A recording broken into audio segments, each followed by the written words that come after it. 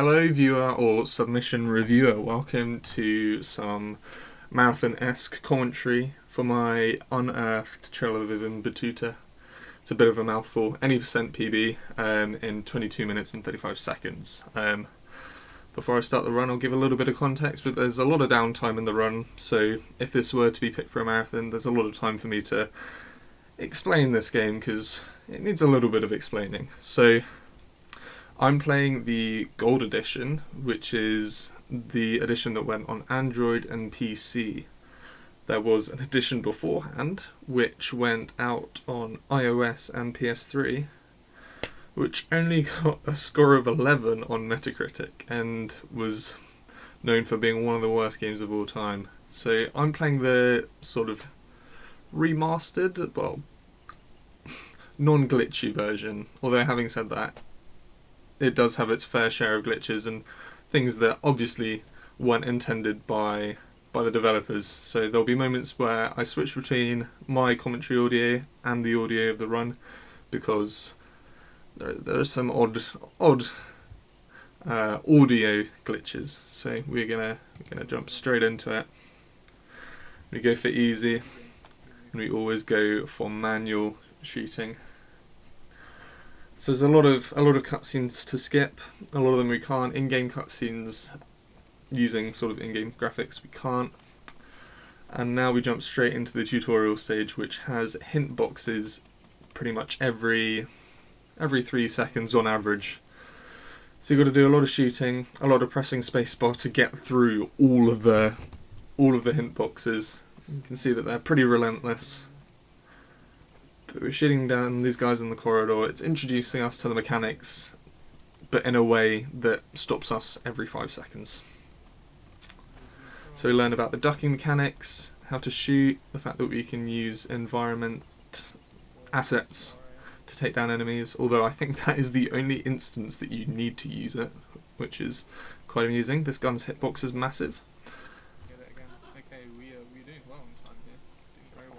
So we reach the first checkpoint. And then we have our first fight.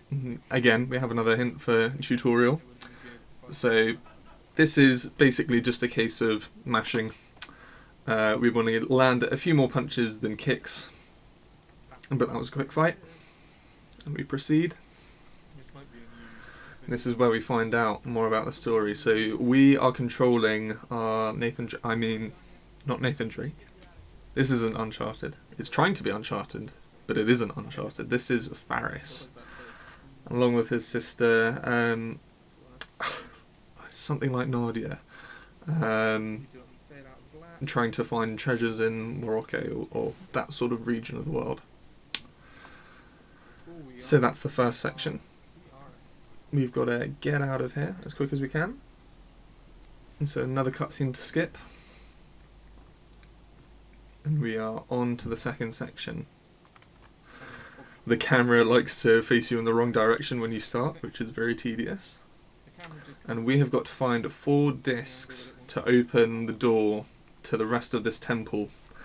So we find these scattered around this sort of hub world type area.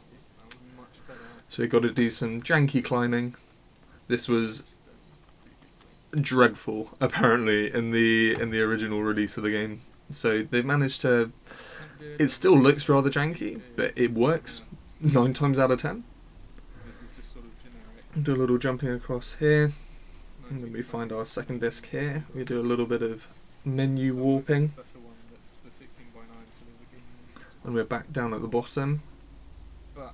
So that is the waterfall that we will have to place the discs in. But we go over to find the third disc, and we have to encounter more janky climbing over here. Sometimes it doesn't let you jump up there and you're jumping around there like an idiot, and it won't put you onto your ledges. So here we can press 2 buttons at the same time to skip an animation. The camera likes to do a lot of funny things around here.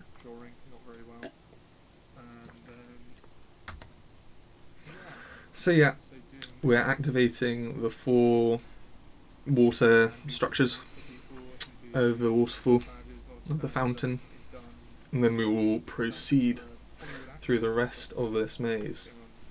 So this game was made by Semaphore Studios, a Saudi Arabian game studios. You probably thought that I wouldn't mention a Saudi Arabian video game producer in this context, but I think it was an attempted love letter to a traveller called Ibn Battuta, who I feel like maybe somebody at Semaphore thought, well, people keep on banging on about this Marco Polo guy. This guy did more. He travelled more. I believe he travelled twice as far. So this was an attempted love letter, and they admitted on their first release that it was not what they wanted it to be. Certainly not what they wanted it to be.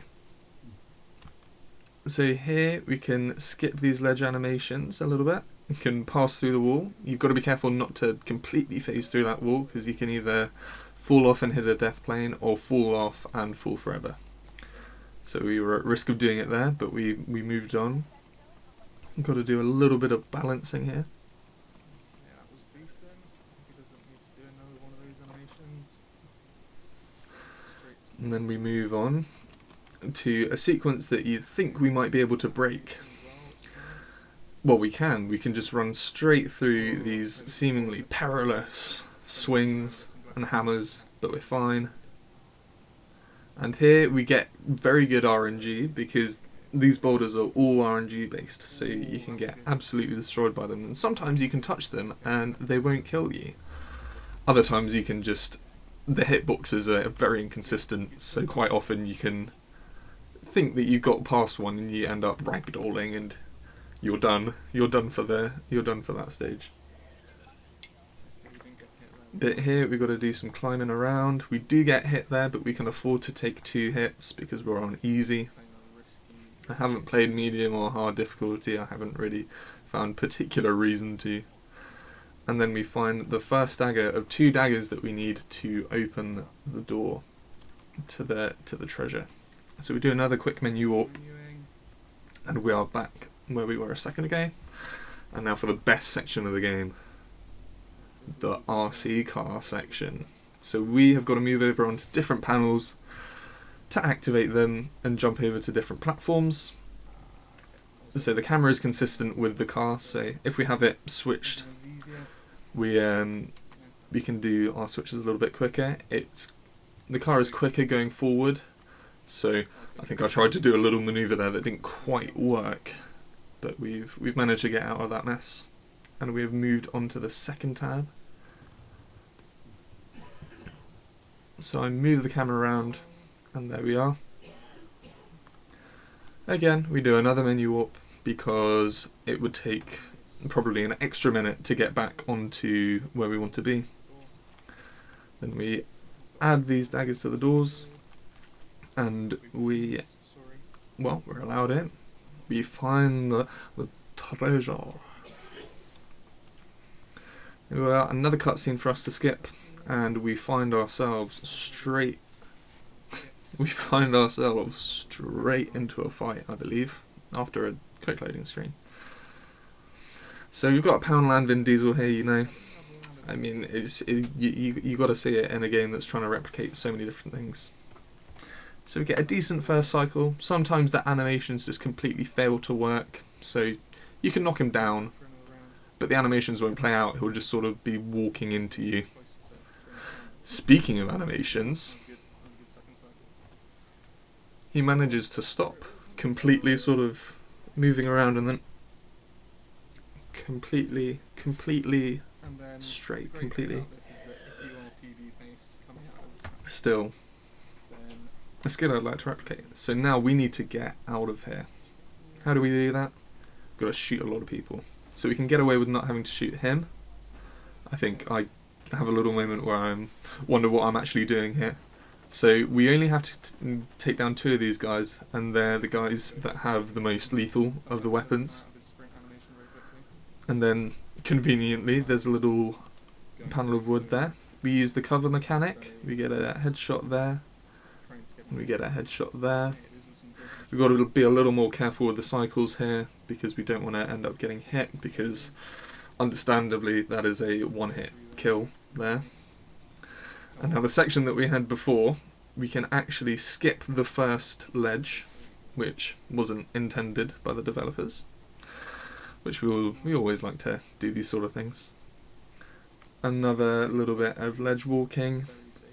We don't take a risk here until further along in choosing a different animation. We don't have to kill this guy in easy mode, but I haven't made it through without having to take him down, so a few inconsistent hits here.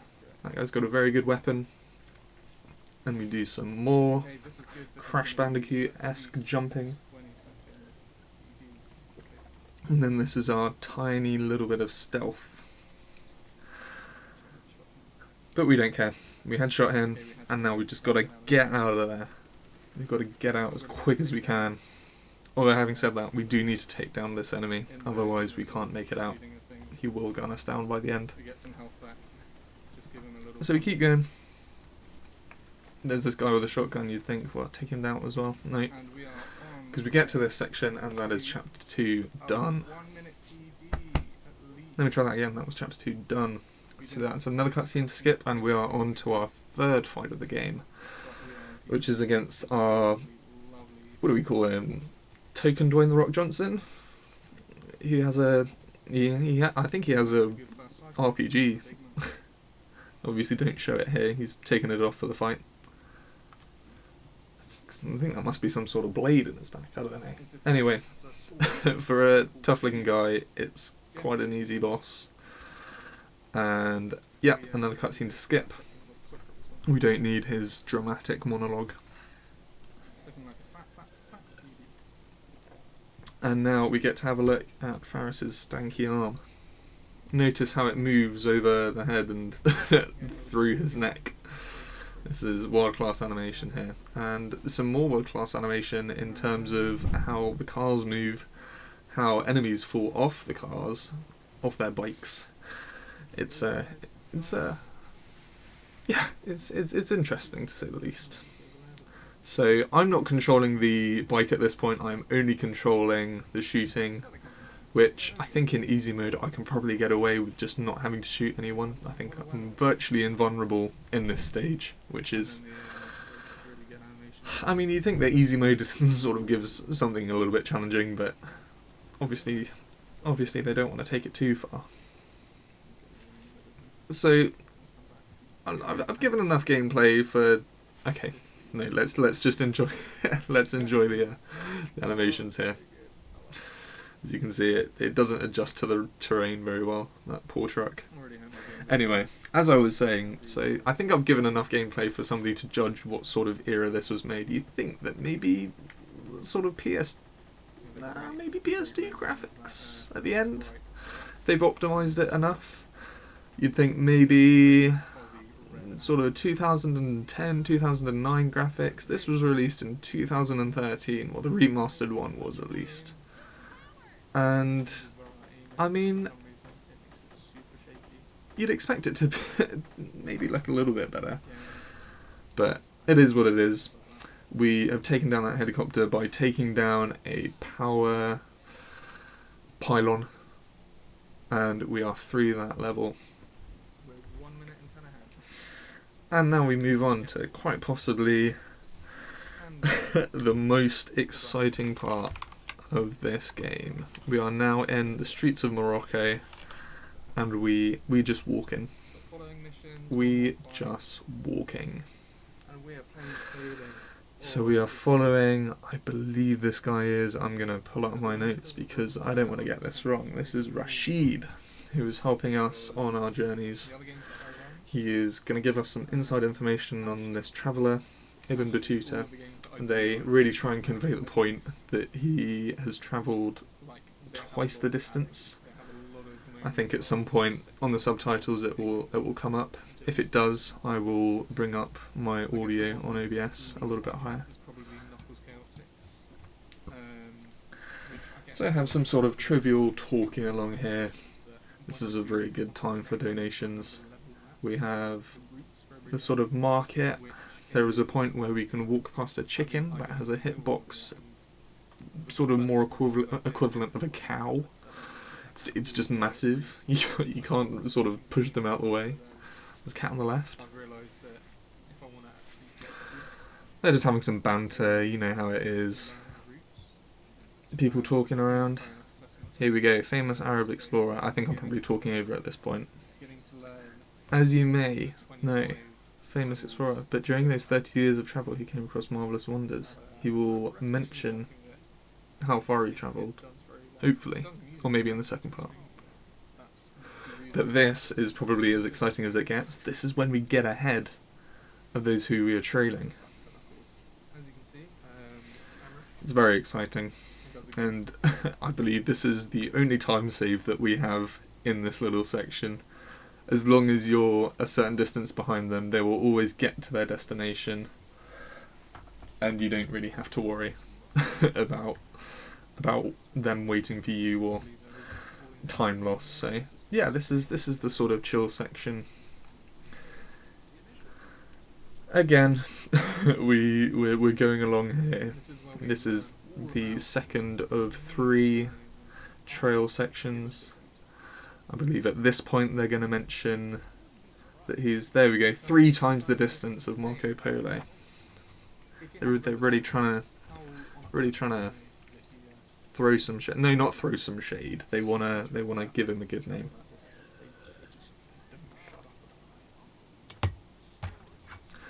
More trivial stuff about this area. I'm not sure if it was particularly based on any location in Morocco in real life. I'm not sure whether they sort of did any field research. I believe there's probably somebody in the credits saying that they did some field research. So we still walk in. The stairs actually, the character that we're controlling, Faris, is much quicker on the stairs than Rashid and his sister. So that's when we catch up. As you can see, they're struggling a little bit, and now we're walking in. We're pulling up with our pixel-ass shadows. We turn up to the fountain, and we've got another cutscene to skip. Got to make sure I don't split there, because it feels like it's the end of the chapter as it moves on to another cutscene. But no, one more loading screen, and we are on another trading mission. I think this one you can lose time to. I don't honestly know how.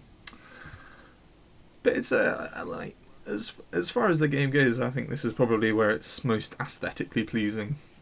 It's pretty, but sort of ugly underneath. So we still walking along here. Funnily enough, this game was released in a time where zombies were all the rage, and they decided for some reason that they would put zombies in this game because, I mean, everybody did it at the time. So this little area, this zone, is a map for survival mode, which is you can pick pretty much any character that you see has a 3D, like a proper 3D model in this game. You just fight swarms of zombies, because what else do you do when you're in the Moroccan streets? So here we get back to his apartment, and disaster strikes. There is somebody who has stolen all of his stuff. So now we have the first little bit of action that we've had in a long time, as we chase this guy through the rooftops. We avoid doing any balancing over there. He does his little rolling animation, and we sort of do a little bit of hovering and janky animations, and a little bit of slow climbing. Some more jumping over the roofs. There's an animation here that we can't quite bypass. A little balancing. He takes his time, our Faris, but we're here. A cutscene that we can't skip as it's in-game. And we're looking out for this guy. Where's he gone? He's right there. Notice his dagger. Keep an eye on his dagger. Keep an eye. Ooh, down on the floor. It's disappeared. It's just completely disappeared. So we have our little fight sequence here. Some kicking, some jabbing, you know, the things that you've come to see from the other ones. So you'd think, oh well, he's just a dude in a hoodie. Surely he's a 2-cycle enemy. That guy in a suit that we saw right at the start of the game, he was only a 1-cycle. So it's interesting that this guy can put up more of a fight than the others. But a lot of kicking, a lot of mashing, and he's out of there. So we have another cutscene to skip.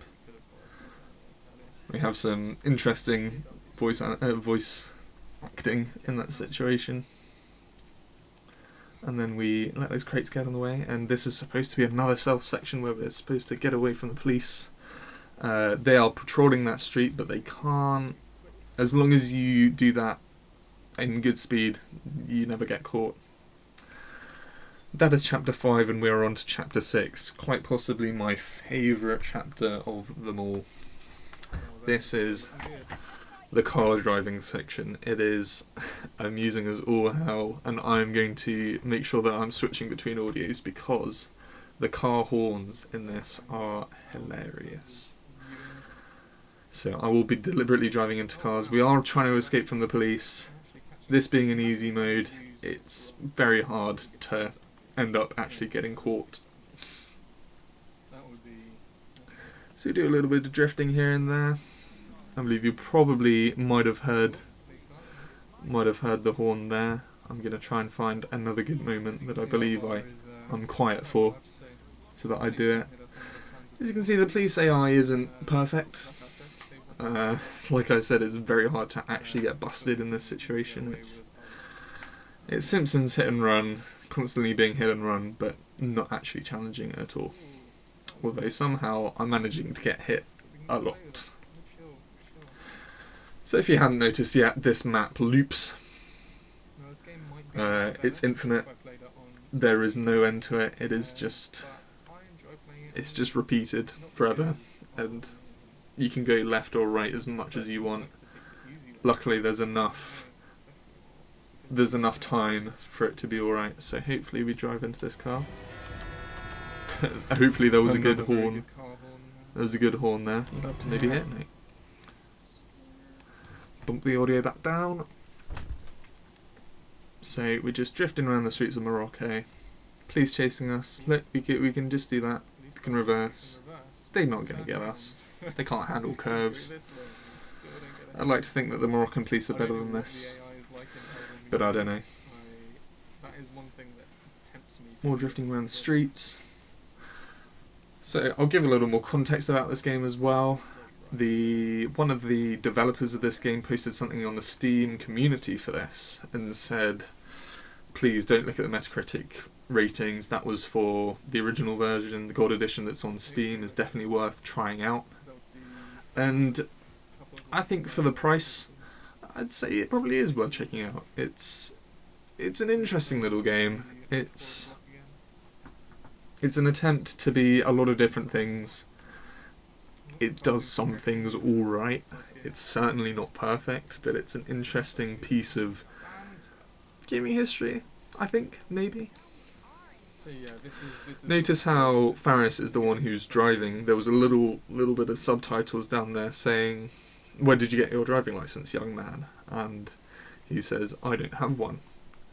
So we are controlling Faris, who's controlling this car right now, and that'll be important for later. So yeah, it tries to be a lot of things. It's certainly not going to be Just Cause Uncharted anytime soon. But we stopped there. That is time. And apparently we're not driving it. Apparently it's Rashid driving it instead. So we escape, and that is the end of episode 1 of one episode. They never released the second one due to how much the first one didn't do very well. And that is the game. So there are some amusing cutscenes at the end using, like, in real life footage of somebody sleeping close to Mecca, because they've released a lot of games sort of around religion and virtual reality experiences. So thank you very much for watching this run. I hope my commentary has given a little bit of insight into it, and if you're interested in having it along on a showcase of some sort or a marathon, that would be amazing. I'm going to look into the PlayStation 3 version at some point to just see how different it is as a speed game. And yeah, I just hope that it was worth your time and that it will be worth people's time if it's included in anything. So thank you for watching, and see you on the other side.